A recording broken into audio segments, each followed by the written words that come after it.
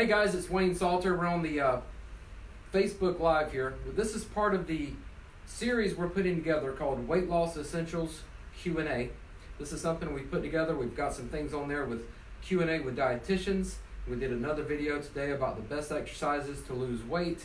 We did another video yesterday about the best ab exercises and how to make them more effective. And tonight we have the bonus for you. Dr. Bob McCarthy talking about food sensitivities and your weight. Thanks, Wayne. I appreciate it. The food sensitivities is something that's really very important when you're talking about weight loss resistance. And this is something that you see in your office frequently, in your gym. Right. I tried exercise and I tried dieting and I ate 4 calories a day and I just can't lose weight. Mm-hmm. That's weight loss resistance. Okay. And what we found with a lot of these folks is that they have sensitivities to foods and they don't know it unless they get the proper testing done. And even 15 years ago when I first started doing food sensitivity testing, the science really wasn't all that good. But today, it's phenomenal. Right. Yeah, there's some people that come in and they do exactly what we say and they see results, and that's great. Then other people come in and do the exact same thing that we ask them to, and they don't see results, and it's really frustrating. And I know there's something else going on. What exactly is food sensitivity testing? Yeah, that's a great question. Lots of people say, oh, I don't have any allergies. Right. Allergies That's are different. Okay. Very different. If we talk about foods, you can have an allergy to a food or you can have a sensitivity to a food. I have a deadly nut allergy, like literally deadly. Wow. So if I ate a nut, you and everybody else would know in like 5 minutes. Dude's got a nut allergy. I'm going to blow up and start wheezing. That's an allergy, an immediate reaction. Sensitivities are different. Allergies are driven by immunoglobulin E. Sensitivities are driven by immunoglobulin A and G. Okay. And 15 years ago, we couldn't test for that stuff. But now the science is so phenomenal that we do look at this stuff. So this is more of a delayed reaction. So it's more of a, look, if I eat this food over and over and over, and I have been for the past 20 years of my life, that's developing into a food sensitivity that now is creating ill health. Whatever symptoms it manifests as, we don't know, because it can be neuropathy or migraine headaches, or in this case, it could be weight loss resistance. Right. You're eating a food which literally makes your immune system angry, you can't lose weight. Right. So how is it different from allergy testing? Is it? Yeah, the allergy testing, one of the more common ones that they do is, I don't know if you've ever had any allergy testing done, they'll do it maybe on your forearm or on your back, and they'll put little pinpricks in there, and you got to go sit down, you got to wait 5, 10, 15 minutes, and you come back, and whichever one is wheeled up, that's an immediate reaction. Right. What we do for the food sensitivity testing is we have folks just prick their finger, just like if you're checking your blood sugar, same kind of thing, and then you put a couple of drops in 5 different circles. We let that sit out overnight so it dries, we package it up, and we mail it off to the lab. About 10 to 14 days later, it comes back with a list of 95 different foods. Wow. We used to be able to test for 26 foods. That was the state of the art. It's 95 now. I didn't know there was that many. It's a lot. And you know what's wild about this is we get results back all the time. We had one last week. A fellow was reacting to eggs and avocados. It was a lot of things he was reacting to, but eggs and avocados. Do you know what the man had for breakfast every morning? And avocados. Every morning for years. Do you think that was contributing to the way he felt? I mean, achy, no energy. And he probably just thought it was normal because he felt like that for so long. He had no idea that eating that food was contributing to his problems. Right.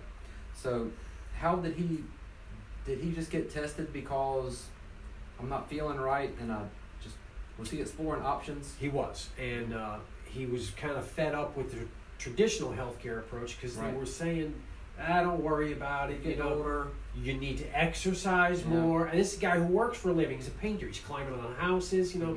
He's trim. He's fit. They look at him and say, "Oh, you're just getting older. You got low testosterone." Because they don't know what to do. Right. So, how does somebody determine if they need to get tested or not? What we do is we'll typically, and this is the way people wind up in my office. It's folks who have, quote unquote, been everywhere and tried everything. Right. And it just breaks my heart that, we get people that have been suffering for years before they find their way to my office. Mm-hmm.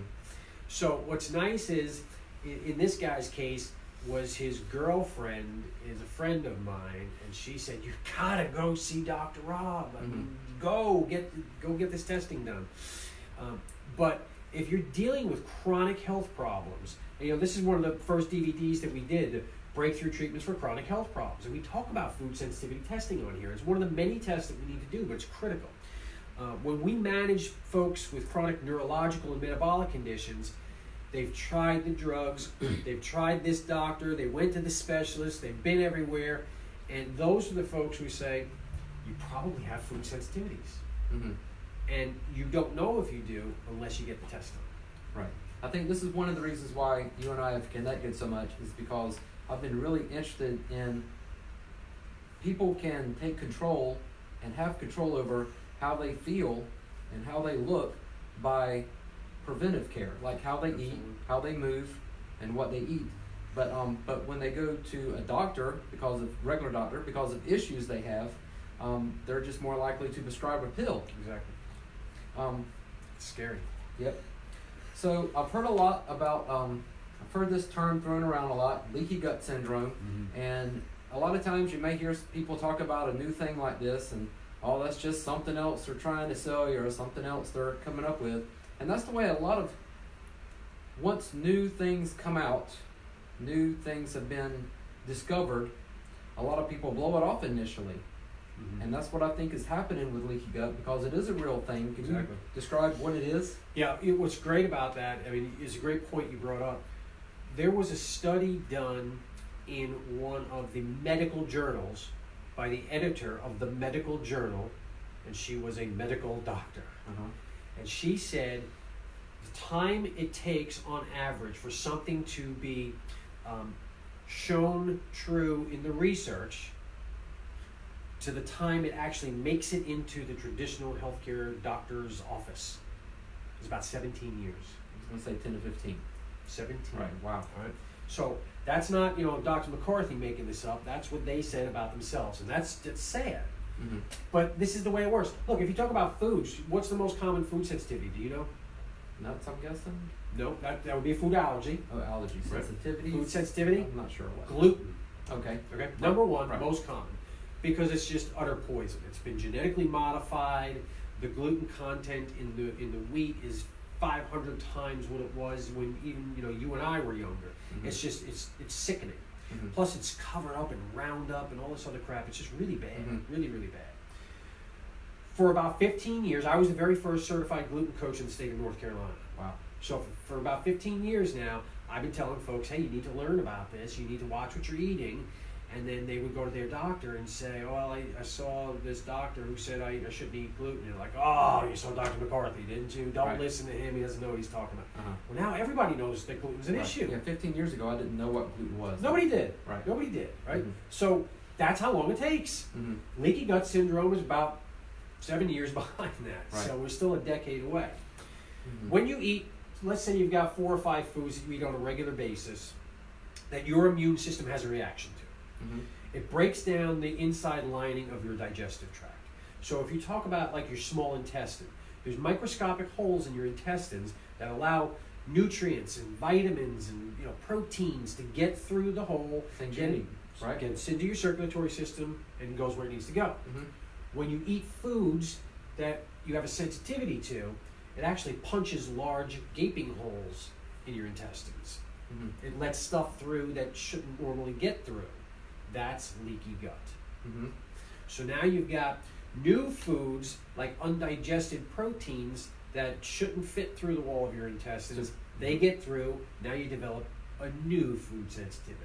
Right. So you got particles that aren't meant to get through that barrier in your intestines, but because there's gaping holes in there, kind of like a fishing net if it had holes in it. Exactly. Things get through there that shouldn't get through. Mm-hmm. Okay. Exactly right. And what happens is, when this occurs, it's like throwing gasoline on fire in your immune system. So now you're reacting to more foods, and you're reacting to more foods. So people call this a loss of oral tolerance.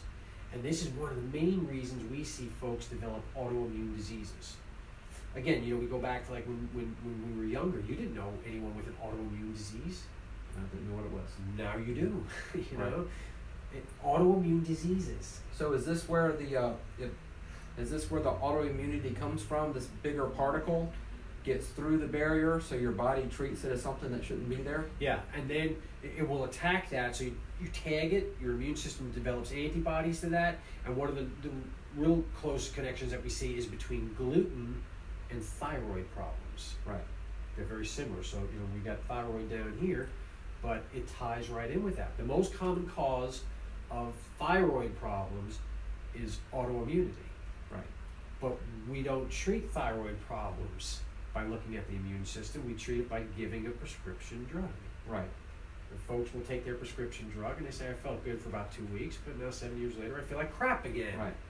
Because it's not being treated from a food and a leaky gut. Once again, they're not treating the cause of it, they're just covering up the symptoms. Trying to cover up the symptoms. Trying, but right. what really sucks about that is they don't even cover up the symptoms. Right. If it worked, I could see people being fooled into thinking that they're fixed, but they still feel crappy.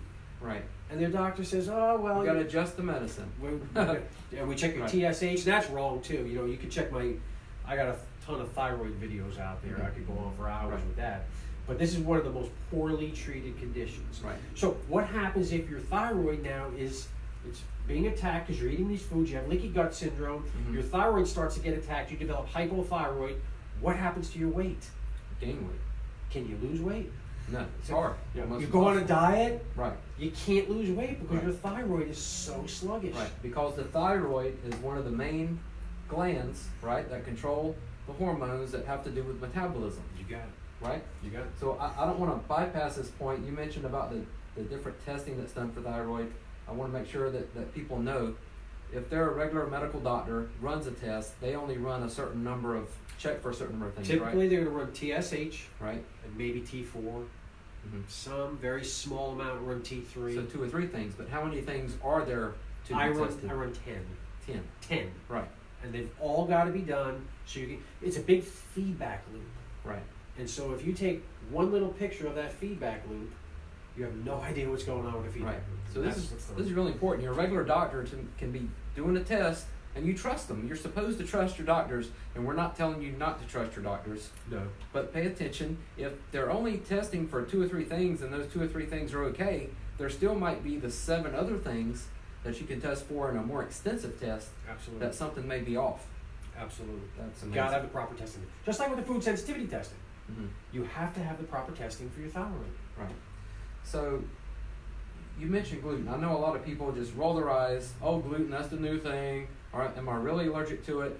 And some people think that that's just hype, and then other people think that they just say, well, this is the new thing now. I'm going to stop eating gluten. Mm-hmm. So is everybody sensitive? Should everybody stay away from gluten? No, it's a good question, and there's 2 separate answers to that. Mm-hmm.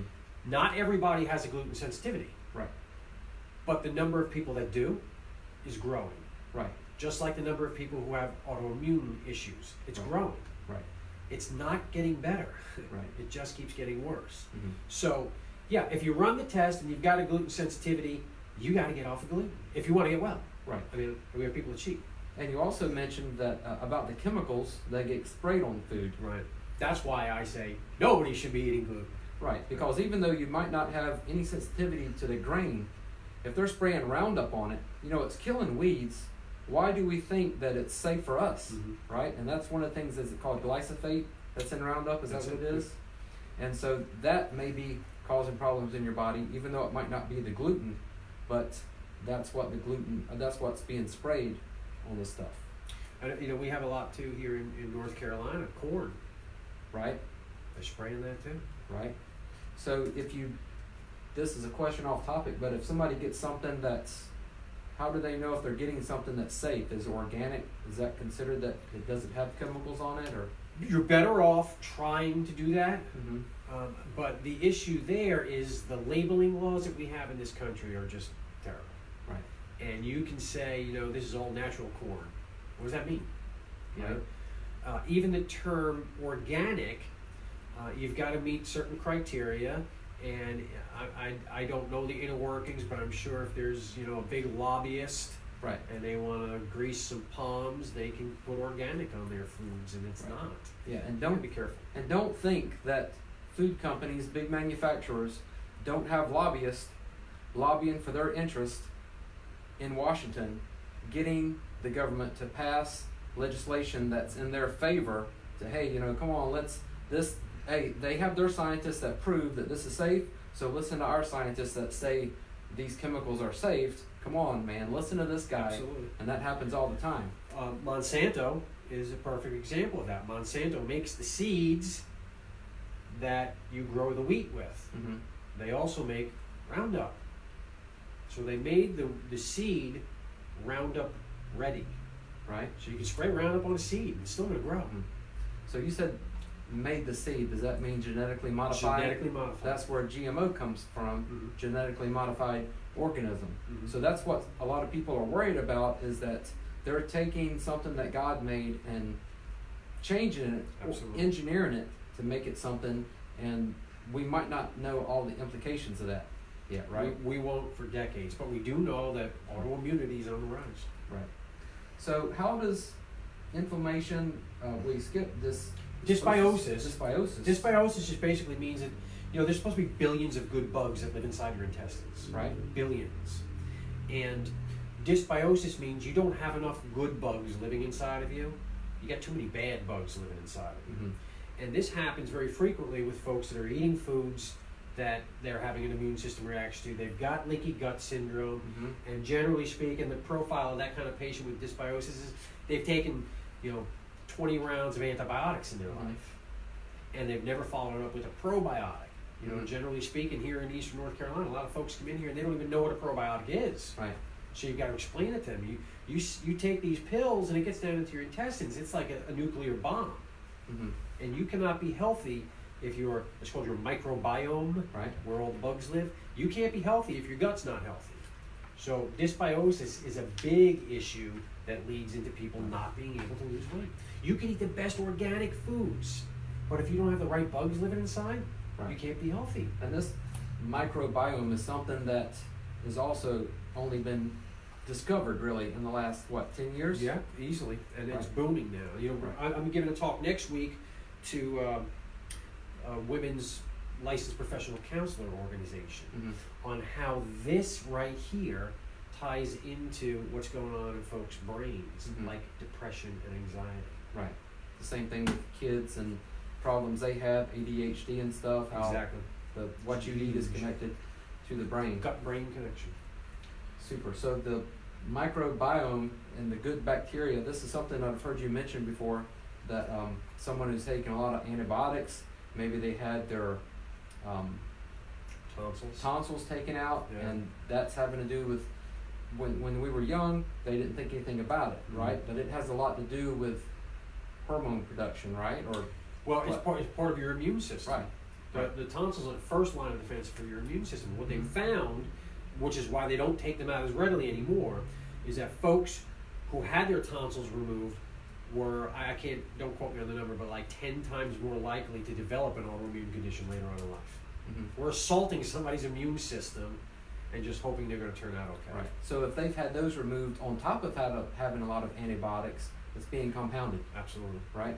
And there's a lot of articles that people are seeing out there. There's a lot of prebiotics, probiotics, and there are a lot of companies jumping on the bandwagon to profit from it, but there is something behind it. Mhm. There is a microbiome that you need to take care of. Absolutely. And that has to do with eating the right foods that not only introduce new bacteria. Mhm. So I know we're short on time, but name some stuff that gives good bacteria that you can eat.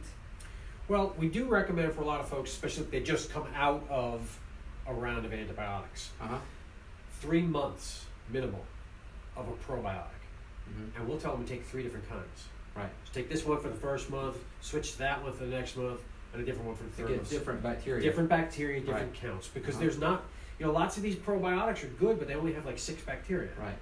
And there's probably some we don't even know You've got about. hundreds, Right. so you really Right. got to do that. Secondly, if you eat the foods, that's your prebiotic, all right? So we use a lot of different foods. One of my favorites is sauerkraut. Right. Problem is, nobody in Eastern North Carolina likes sauerkraut. I don't know why. It's one of my favorites.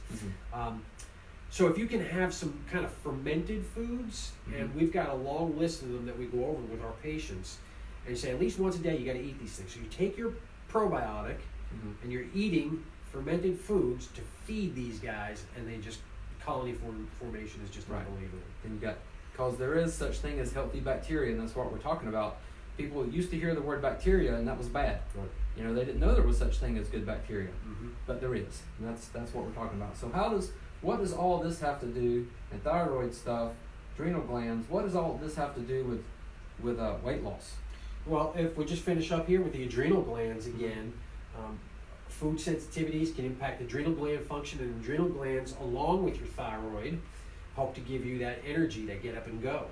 And when the adrenal glands are shot, blood sugar regulation has a negative impact on adrenal gland function.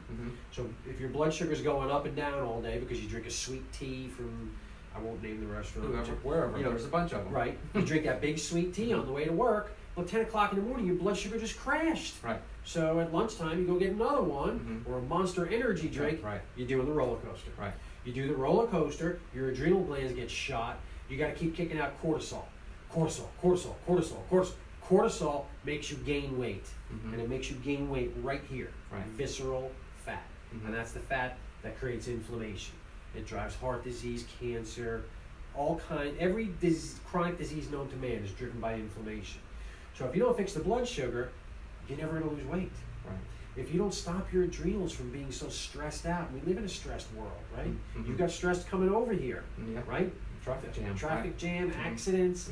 So cortisol, you're never going to lose weight. So someone's got food sensitivities, leaky gut, dysbiosis, massive amounts of inflammation, their thyroid's being impacted by gluten, they've got adrenal gland dysfunction, it keeps pumping out cortisol, and they got blood sugar dysregulation. Jeez. And we say, well, eat less calories. Right. Is that person going to lose weight? No. No. They'll stress their body even more because they're not eating enough. They'll be even more tired, have less energy, and then try to eat even less. Yeah. And it's just not working. Super. Is there anything else that you wanted to talk about this? Well, we do have 2 questionnaires, and I will make this available. We can put contact information down below. We use 2 questionnaires in our office for all of our patients, the metabolic assessment form and neurotransmitter assessment form. And what we do is we have folks fill this out, and then when they bring it back in, it gives us a really good picture as to what's going on. Is there food sensitivities? Is there a possibility of a leaky gut, dysbiosis, inflammation? Is there anything going on with the thyroid? Is it too high? Is it too low? Your adrenal glands, blood sugar, gut function, and it just gives us an enormous amount of information, brain function. And so what we're doing is we're going to offer this for the next week or so. If anybody's interested in getting these questionnaires, we'll get your email address. Right, that's right. Name and email. And then I will email the questionnaires to you. They're 2 PDFs, and you can fill it out inside the email and then shoot it right back to me. Then I will give you 15 minutes of my time, whether it's on the phone or here in the office, completely free of charge. This is for Wayne's folks. We'll do this.